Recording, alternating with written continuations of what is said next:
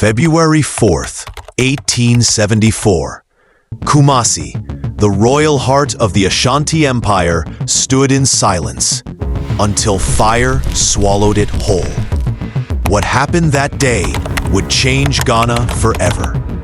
This is the forgotten story of the Sagrenti War, when the British burned down an empire's soul. The Ashanti Empire was no small kingdom. It was one of West Africa's most powerful forces, proud, wealthy, and feared. For over 2 centuries, its armies marched with confidence, its kings ruled with power, and its people lived under the sacred watch of the Golden Stool, the very spirit of the Ashanti nation. But beneath this power, tension simmered. The British, expanding their control from the coast, wanted more. More trade, more territory, more control. The Ashanti stood in their way, and they refused to bow. So, in 1873, Britain sent a force of over 2,500 soldiers, led by Sir Garnet Wolseley, to invade. His mission: break the Ashanti once and for all. Before this war, the British had already clashed with the Ashanti multiple times. The British, who arrived on the coast centuries earlier, first came as traders. But by the 1800s, their mission had changed. No longer just gold or slaves, they wanted control. Control of trade, control of land, and control of the interior. So they planned for war.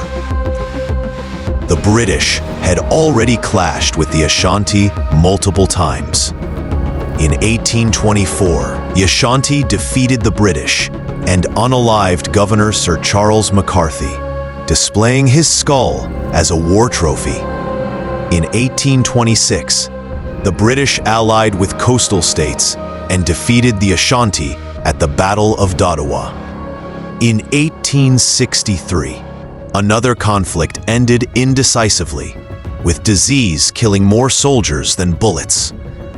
These were not just battles. They were the early chapters of a bigger plan for the British.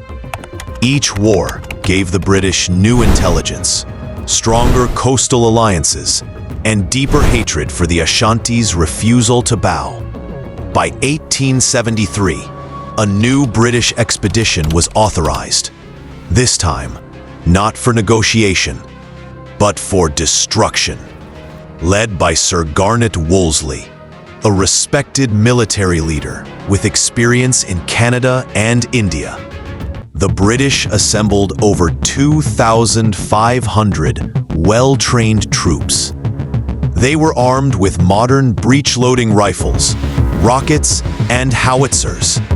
Their orders were clear: enter Ashanti territory, crush resistance, capture Kumasi. The British called it a campaign. The Ashanti called it invasion. The British marched from Cape Coast, hacking through the dense tropical forest for weeks. Ashanti warriors, though outgunned, used guerrilla tactics, ambushes, traps, and bush warfare to slow them down.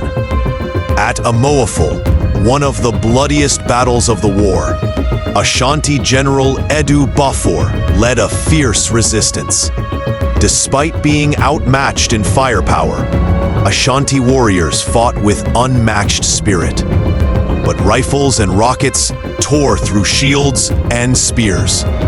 By early February, the British finally reached Kumasi. What happened next was brutal. There was no grand battle inside Kumasi. The Ashanti army had already retreated to regroup. The British entered the city and tore it apart. The royal palace was looted. Gold, stools, swords, and sacred relics taken as trophies. Temples and shrines were desecrated.